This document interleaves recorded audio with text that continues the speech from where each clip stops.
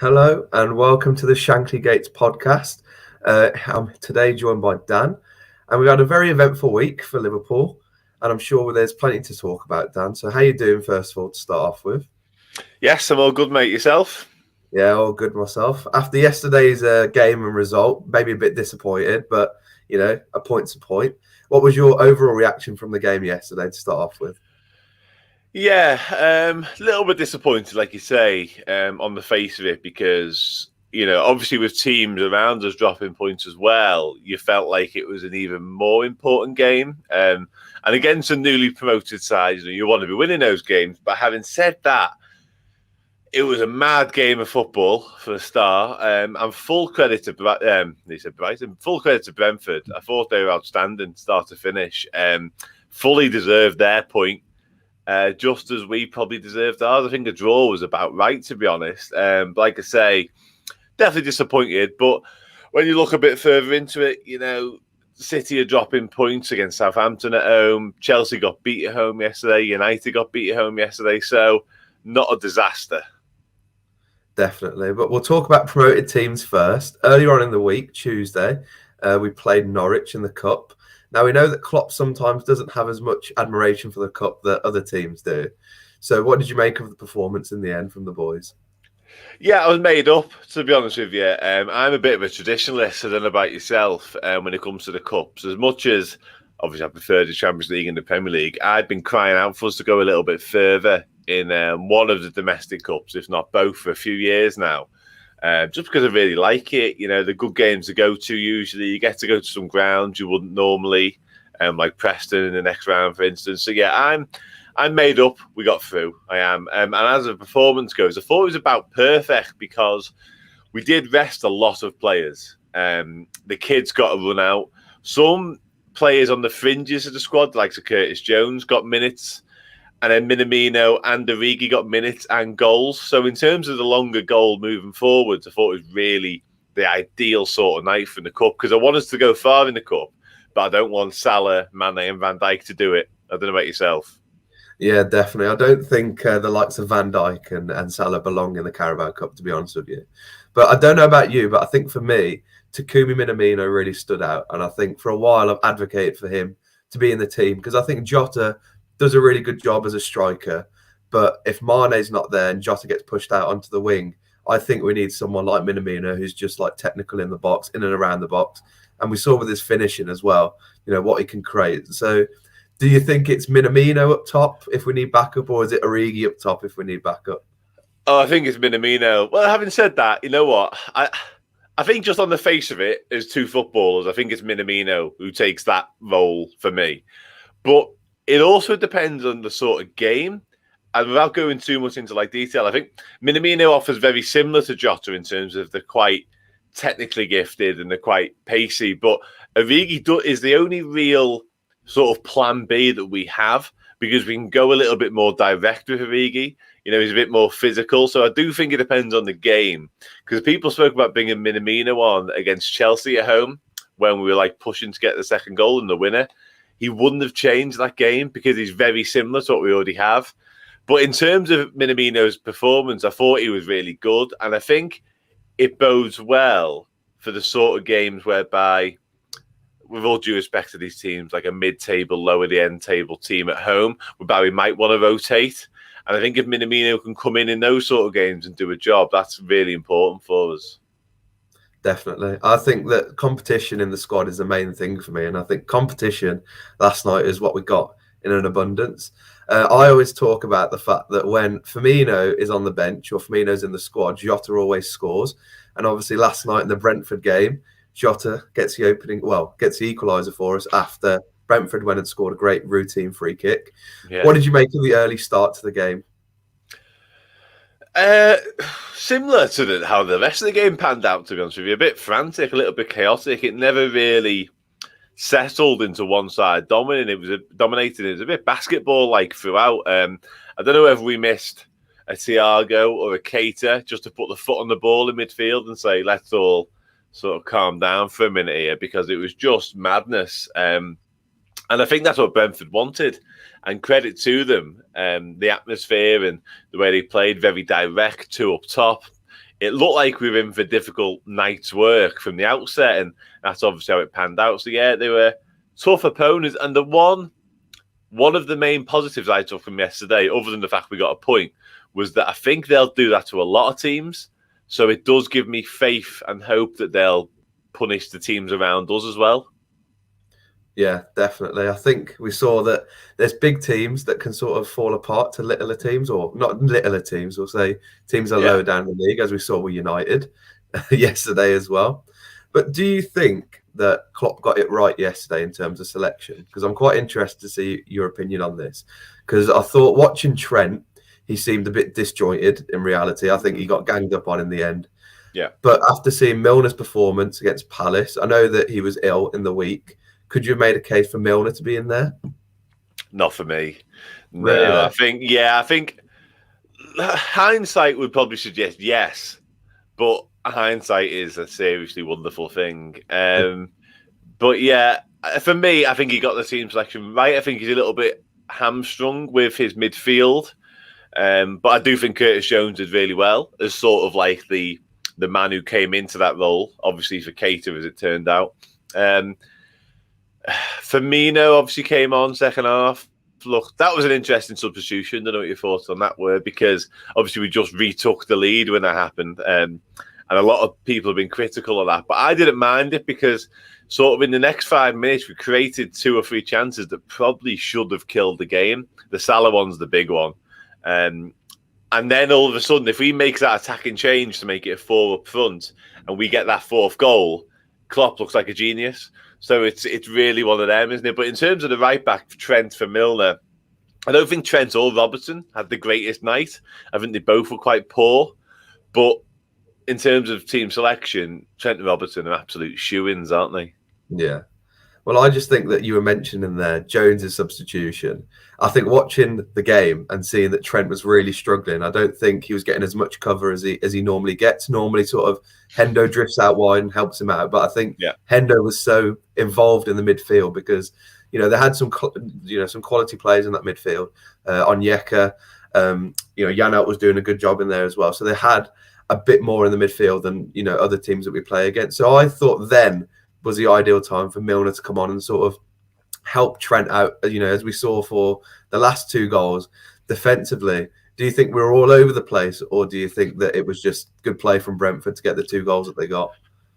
A little bit of both, which is probably the easiest answer I could have given. But it definitely was because they kind of sensed a weakness. And I think for the equaliser, the third equaliser, they really swamped the back post and just 1 second balls. But they did that all night, to be honest with you. They just crowded Trent, and he had no sort of... He wasn't to blame for it necessarily. He's 3-on-1, and that ball's going to... If he deals with that, he's almost done, extraordinarily well. So fair play to Brentford for picking up on it and noticing it and capitalising on it.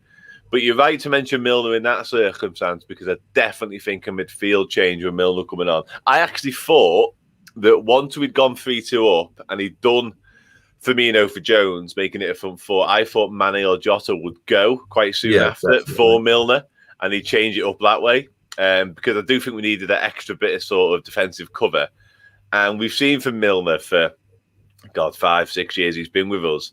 And even the week before against AC Milan, he's the perfect man to bring on. When you've just took the lead, you want to hang on to it, and you need someone who's going to work extra hard defensively. I think Milner would have been the ideal person then. But yeah, it's difficult. Like I say, hindsight's brilliant, isn't it? And Klopp obviously thought games absolutely wide open. We were creating chances left, right and centre for 10 minutes. And if we could got the 4th goal, we kill it. But that just never happened. And I think that was more the attacker's fault than it was the defence being all at sea. Well, we'll talk about the goals. We'll go into more in depth. Salah, beautiful ball by Fabinho over the top. He makes those runs every single game, and he just needs someone to pick him out. Obviously, he slots it away, offside call, but obviously VAR comes to the rescue for the first time in a long time. 100th goal for Salah. What do you reckon of him so far at Liverpool? Do you think he's going to be a mainstay legend, or do you think that he's just a flash in the pan sort of player?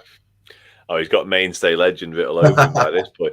By this point, I think. I said that with a lot of sarcasm and irony. Yeah, I can imagine. Yeah, yeah, he's outstanding, isn't he?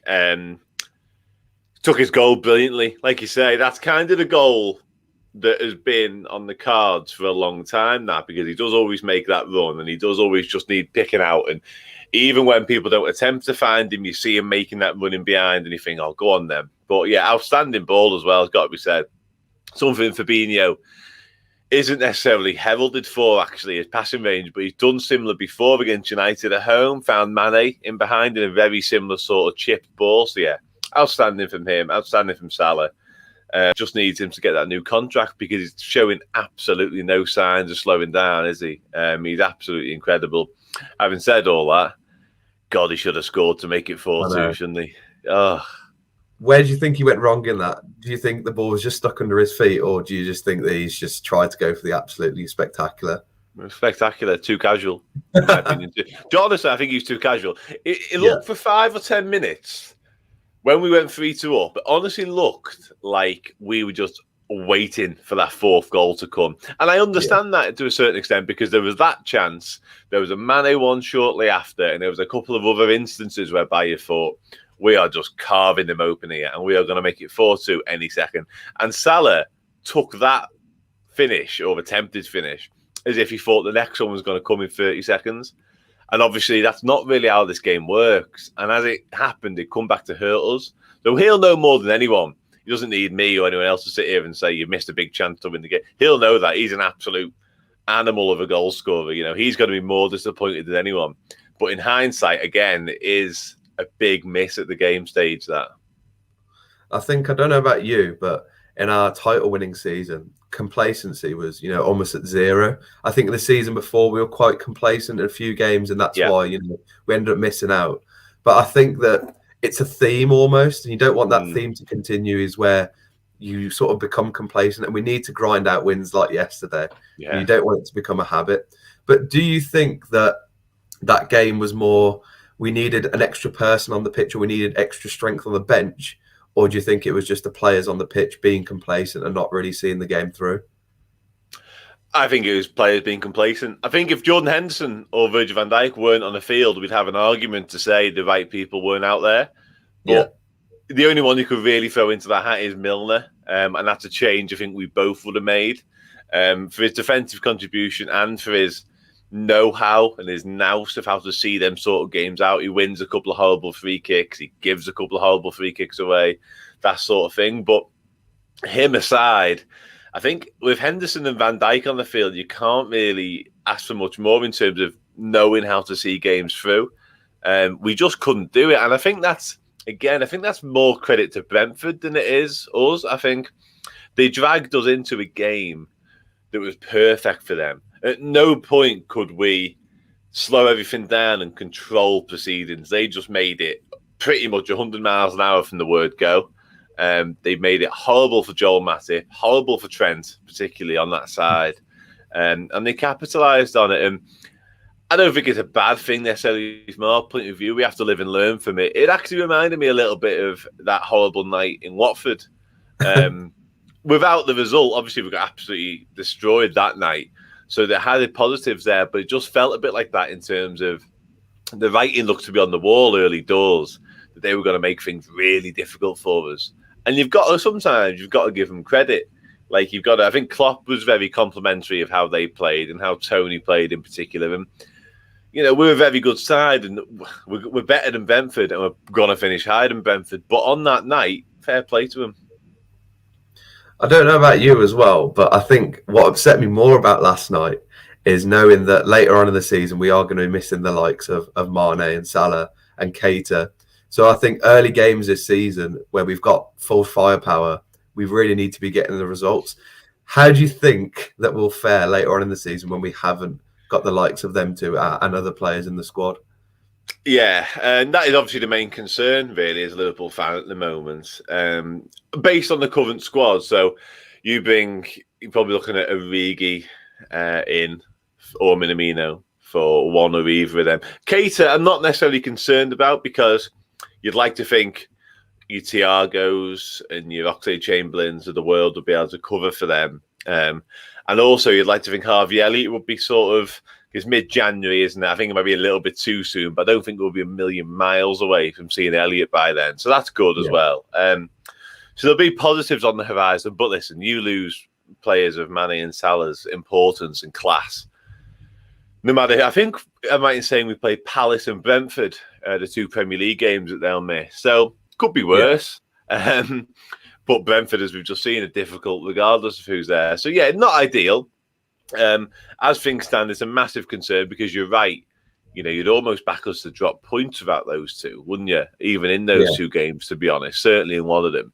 But my main sort of cause for optimism is that it comes in January, which might sound ludicrous, but by that point, you know, we know it's happening. So will we go and sign someone early in January and another attacking option just to, you know, make sure we are okay for that? And I know it sounds mad just for 2 games, but we need an attacking option anyway, don't we? Let's be honest, for the long run. So we may as well sign one January and get him covered for those 2 games and beyond.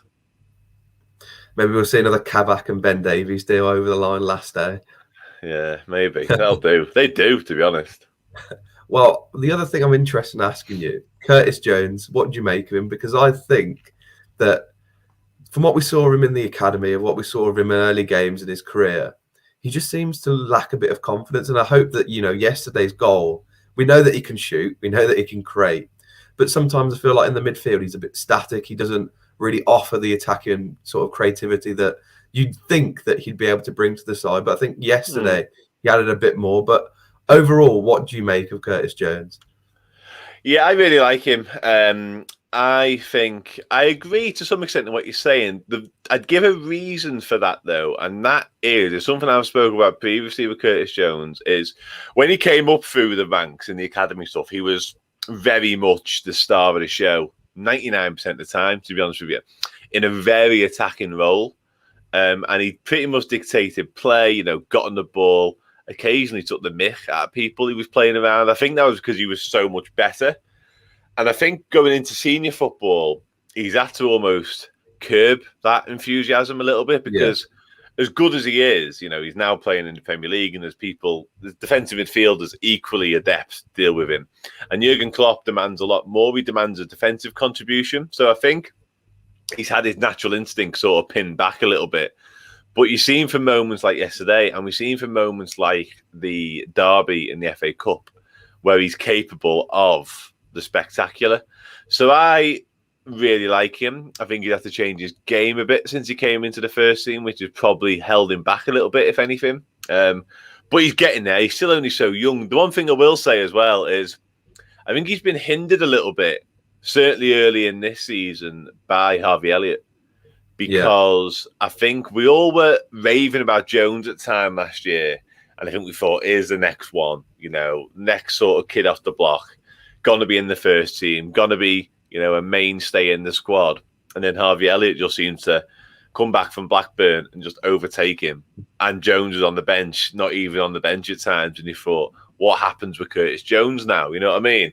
But since Elliott's got injured, we've seen Jones again. And I think we've all kind of been reminded that we've actually got another very, very talented youngster there. So, yeah, big fan. I think he's got a huge future. I just think he needs to maybe find his place in the squad a little bit. But I've got no doubts that he'll do that. Well, where do you think his best position is? Because he was playing central yesterday, but his goal comes from him cutting from the wing and, you know, unleashing an absolute rocket into the back of the net. It may have taken deflection, but we'll take the rocket. So do you think he's better off the wing or do you think he's better in the central areas? I think when he was coming through the ranks, he was off the wing. He played in like the left-hand side of an attack. And that shows, doesn't it, with goals like that and goals like the derby one I mentioned. They were both cutting in from the left and letting fly.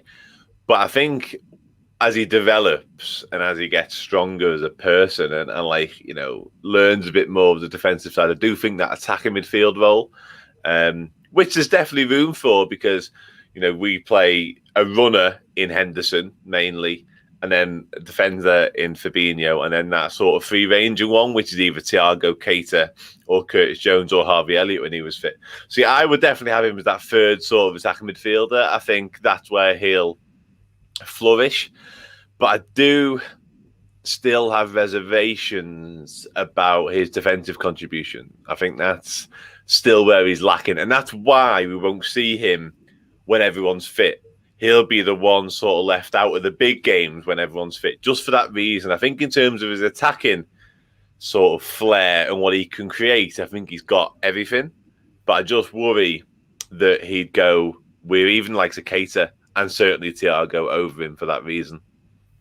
Well, his goal helped us get us a point.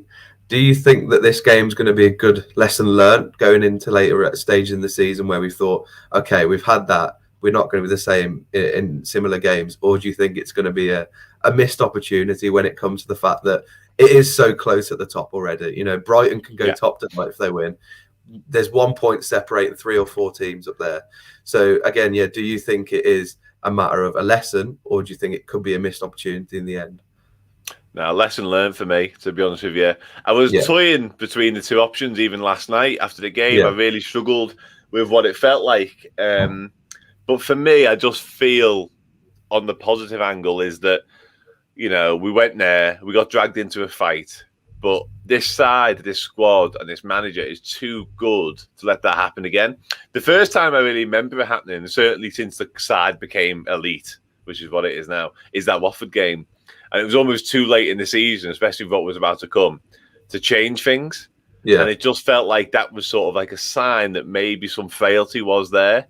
But to get it out of the way and to not lose the game, because we could easily have lost last night, to not lose the game, to get away from there with a point, stay unbeaten, etc., I think is massive. And I think when that starts happening again further down the season, we'll have learned from this night and we'll be able to deal with it a hell of a lot better.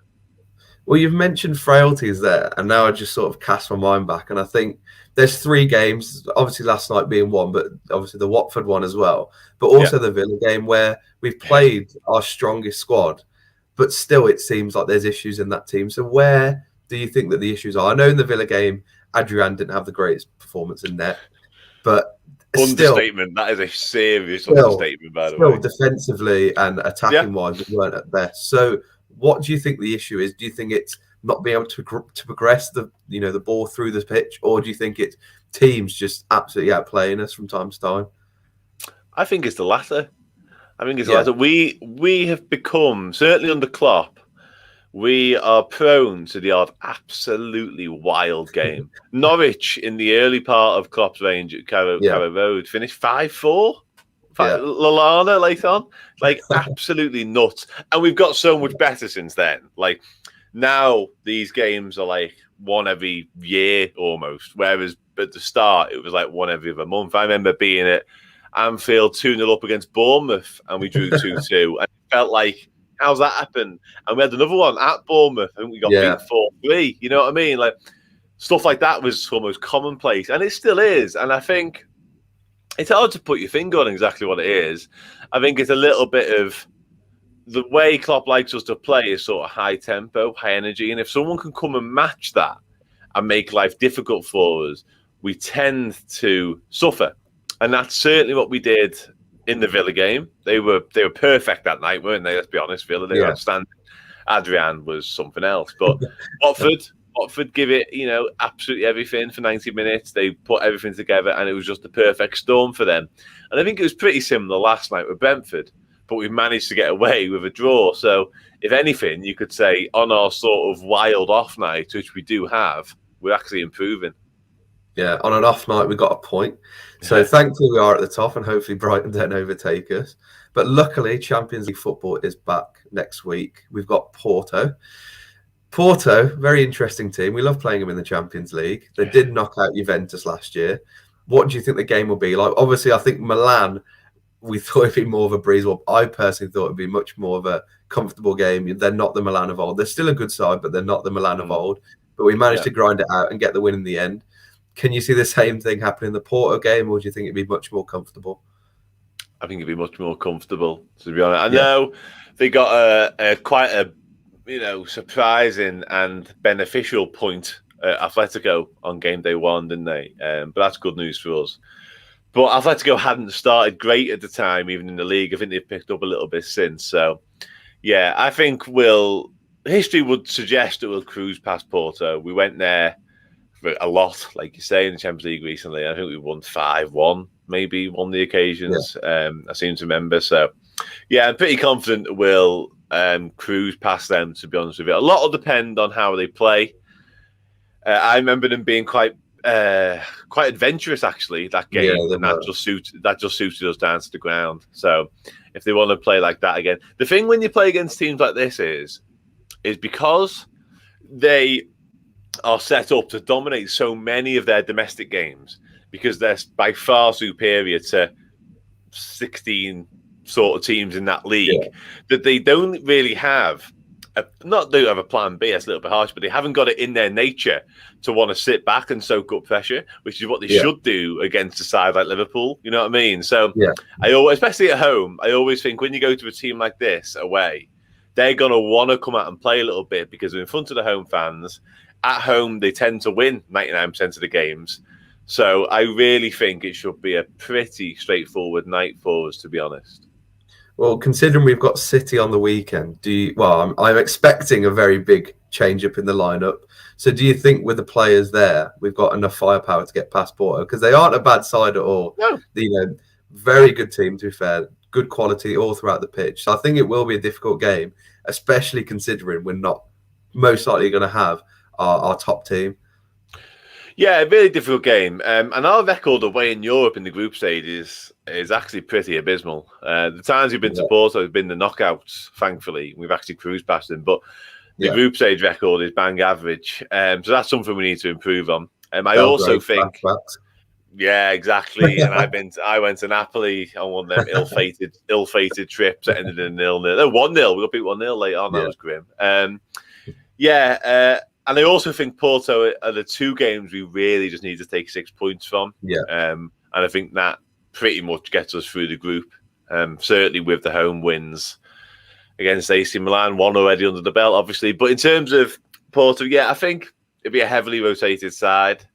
I think both fullbacks probably get changed as a minimum. Certainly Tsimikas comes in for me. A lot will depend midfield-wise on what we've got available, because... we're already sort of scratching around for that additional midfielder. I think Henderson and Milner might come into the side, I suppose, and then Curtis Jones probably. Yeah, I don't know about the Ox. I'm a bit undecided. He was pretty poor against Norwich, wasn't he? But I'd like him to come in. I think the ideal scenario will be he comes in and he plays well and we win. But right now, I wouldn't be convinced. I think Curtis Jones plays again, because I don't think he plays against City if Keita is available. I think we go back to Keita. And in terms of the front three, which is probably the most interesting sort of area, I think Bobby comes back into the side from the start, having not played for a couple of weeks, really. Maybe came on yesterday. So I'd probably go Firmino. I'd probably stick with Mane and I'd rest Salah, because I know he did it the other way around against AC Milan. Salah's played... I think he might have played every minute apart from Norwich so far this season. So he probably deserves a place on the bench, sort of, as a minimum. But I'd probably bring Origi in from the outset for that one, and try. David's just asked, does Minamino get into the front three?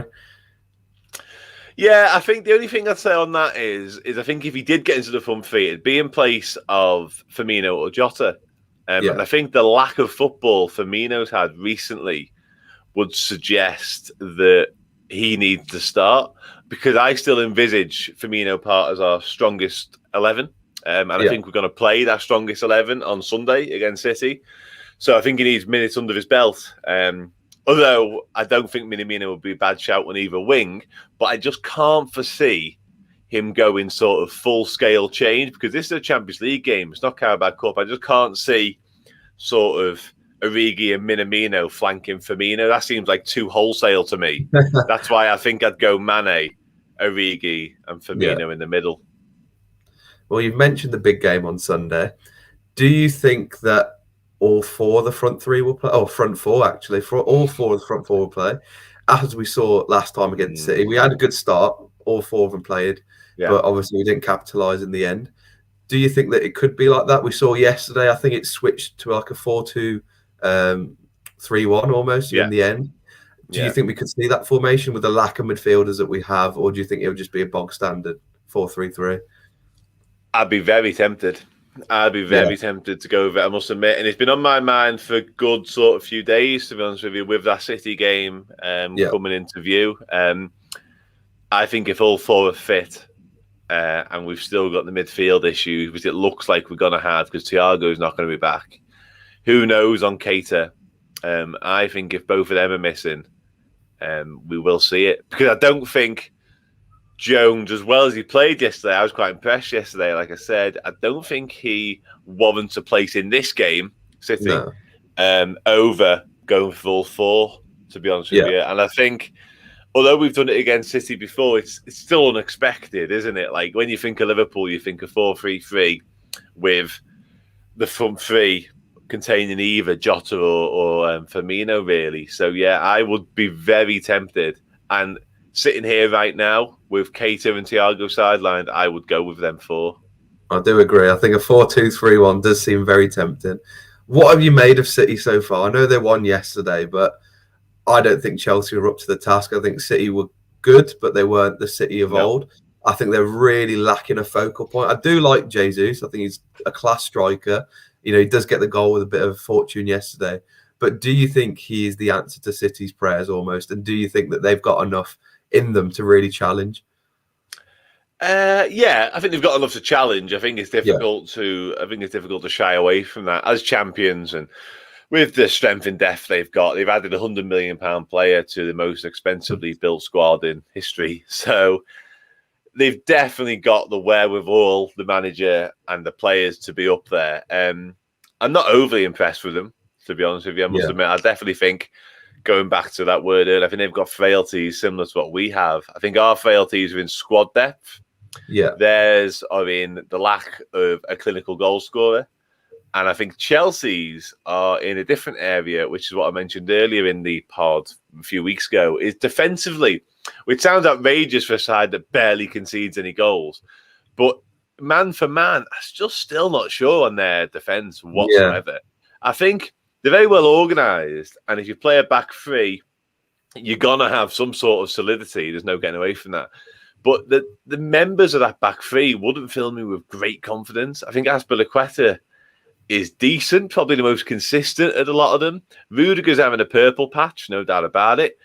But over Thiago Silva's 37. You know what I mean? I'm just not convinced. Christensen, we've seen errors out of him against Liverpool. So I think all three of the who I consider the main title challengers, and I'm not including United in that, you might have noticed, have got their weaknesses.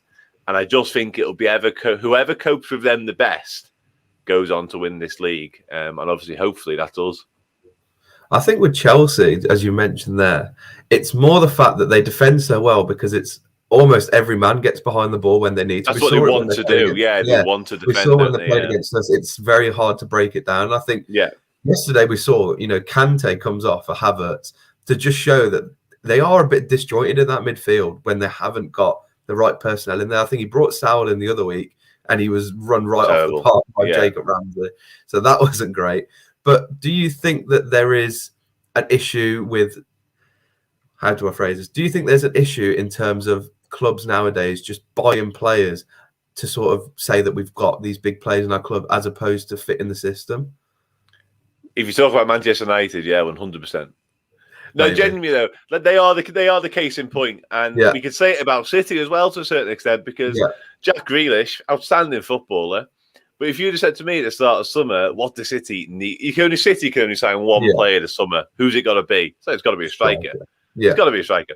And Chelsea, you'd have said a striker, and to be fair, they got Lukaku. But I've also said a centre-half, alluding to my earlier point. I think they need another top-quality centre-half because I don't think Christensen or Azpilicueta, for that matter, are particularly up to it. But in terms of... And then United, they are in my opinion, this summer they just threw players at a Yeah. wall and hoped To that try they'd and make it stick. And, stick. and Yeah. they've signed top quality players. There's no getting away from that. Like Varane, world class on his day. You know, Jadon Sancho, he's had a terrible start, but he's some player. Cristiano Ronaldo, don't need to say a lot. You know what I mean? But none of those three are a defensive midfielder. You know what I mean? If I was a Man United fan, I'd have swapped two of them for defensive midfielder, a world-class one. Even a Wilfred Ndidi, I think he's quality at Leicester. If you just said, you can have Ronaldo, but you can keep Varane and Sancho, we'll get Ndidi instead, I'd have been made up. I think that would have made United a far better side. So there's definitely a case of the top sides in particular throwing money at players without any regard necessarily of where they play and how it works, which is one thing Liverpool haven't been guilty of, to be fair. Like, we went and got Canate this summer, and we all know we needed a centre-back after what happened last year. We all thought as fans we needed a midfielder and a forward, not necessarily based on the numbers that we had, but based on injuries and quality. Klopp doesn't, so we've just got to go with that, haven't we? Well, hopefully in January we fix that. Score predictions then for the Porto game, first of all. I'm going to go for, I think it'll be a 3-0 to us.